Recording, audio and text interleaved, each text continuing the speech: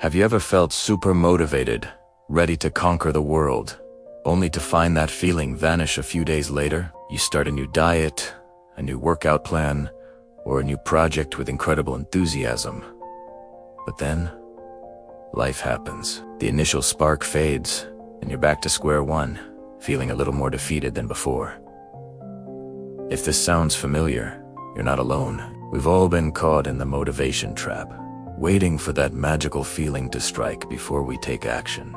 But what if I told you there's a much more reliable, much more powerful force that can truly transform your life? What if the secret isn't about feeling good, but about doing it anyway? Today, we're going to talk about why discipline, not motivation, is the key to unlocking your true potential and achieving the life you've always dreamed of. Let's be honest.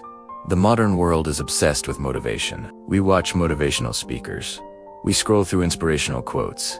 We listen to hype-up playlists, all in the hopes of catching that lightning in a bottle. We believe that to achieve great things, we must first feel an overwhelming desire to do them. This creates a huge problem. We become passive waiters, dependent on an external or internal feeling to get started. Think about it. How many times have you said, "I'll go to the gym when I feel motivated," or "I'll start writing that book when inspiration strikes"? Be doing this. We're handing over control of our lives to a fleeting, unpredictable emotion. Motivation is like a fair weather friend. It's there when the sun is shining and things are easy. But the moment a cloud appears, the moment you feel tired, stressed, or bored, it disappears, leaving you stranded. This cycle of getting hyped up, starting something, and then stopping when the feeling fades is incredibly destructive. It doesn't just stall our progress, it erodes our self-confidence. Each time we fail to follow through, we reinforce a negative belief about ourselves, that we're not capable, that we lack willpower, that we're destined to fail. We start to see ourselves as people who can't stick with anything, and this becomes a self-fulfilling prophecy. We wait for the perfect mood, the perfect time, the perfect burst of energy. But perfection is an illusion. Life is messy and imperfect. Relying on motivation in a messy world is like trying to build a house on quicksand. It's an unstable foundation that is bound to collapse. So, let's pull back the curtain on motivation.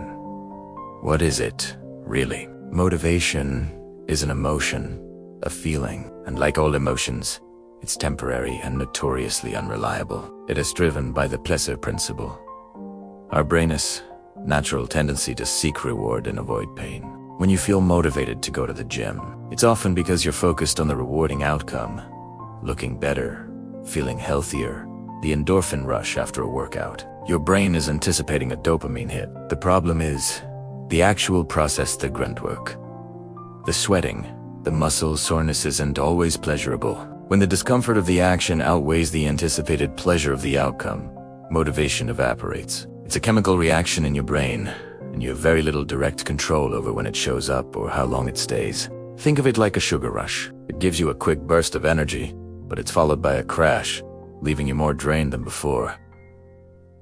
Chasing motivation is a hamster wheel. You're constantly seeking the next hit to keep you going, but you're not actually building any sustainable momentum. True, long-term success isn't built on fleeting feelings. It's built on something far more solid, far more dependable, and that's where discipline comes in.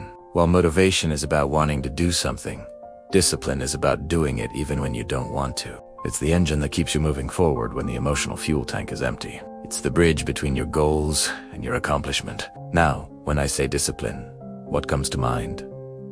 For many, it's a harsh, restrictive word. We picture a drill sergeant screaming in our face, or a life devoid of all fun and spontaneity. But that's a complete misunderstanding of what real, effective discipline looks like. True discipline isn't about punishment or self-flagellation. It's not about forcing yourself to do things you hate forever. At its core, discipline is a form of self. It's the ultimate act of respect for your future self. It asks about making a promise to the person you want to become, and then showing up every single day to honor that promise. Discipline is choosing what you want most over what you want now. That momentary comfort of hitting the snooze button is what you want now. The long-term health, energy, and success that comes from getting up and working out is what you want most. Discipline is the skill of making that choice, over and over again. It's not a personality trait you're born with. It's a muscle that you build. Every time you choose to do the hard thing, to study when you'd rather watch TV, to eat the healthy meal when you're craving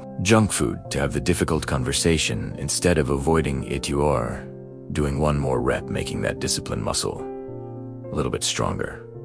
It's about systems, not feelings. People with great discipline don't have more willpower. They've simply designed their lives to make the right choices easier. They set out their gym clothes the night before. They meal prep on Sundays. They block out time in their calendar for deep work and turn off their phone. They remove friction for the things they want to do and add friction for the things they want to avoid. Discipline is the architect of a successful life, carefully designing the structures and routines that guarantee progress, regardless of how you feel on any given day. So how do we make this shift? How do we move from being a motivation seeker to It starts with a fundamental mindset shift. You have to stop waiting to feel ready. Action is the cause of motivation, not the other way around. The simple act of starting, even in the smallest way, generates its own momentum. Have you ever dreaded going for a run, but once you're 5 minutes in, you start to feel great and want to keep going? That's it. Action created the feeling. So, the new rule is this: don't negotiate with your brain. When the alarm goes off, don't lie there and debate the pros and cons of getting up. That's a negotiation you will lose 9 times out of 10. Instead, use the 5-second rule. Count down from 5, 4, 3, 2, 1, and physically move. Get your feet on the floor before your brain has a chance to talk you out of it. Start small. The goal isn't to go from 0 to 100 overnight. That's a recipe for burnout. The goal is consistency. If you want to write a book, don't commit to writing a chapter a day. Commit to writing 1 sentence. If you want to start meditating, don't aim for 30 minutes. Aim for 1 minute. The victory isn't in the volume. It's in the act of showing up. You are building the identity of a person who does what they say they're going to do. Celebrate the process, not just the outcome. We often only feel good when we hit the big goal. But you need to rewire your brain to get a dopamine hit from the process itself. Finished your 1 minute of meditation. Awesome. Acknowledge it. Tell yourself, I did it. This small act of self-recognition reinforces the habit and makes it easier to do it again tomorrow. It's about falling in love with the boredom of consistency. Success is not glamorous. It's the result of thousands of small, unsexy, boring choices made day after day. It's choosing the salad, writing the email, making the call, doing the reps. Discipline is what makes those boring choices happen. So I want you to leave this video with one powerful idea. Your feelings are real, but they are not in charge. You are.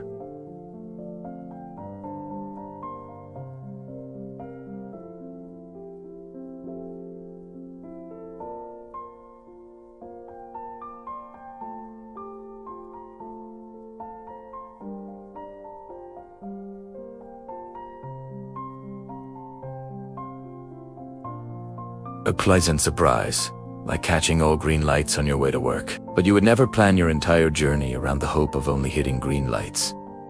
You plan for red lights. You plan for traffic. Discipline is your plan. It's the engine of your car, the map in your hand, and the steering wheel you control. It will get you to your destination, whether the lights are green or red. Stop waiting for the feeling.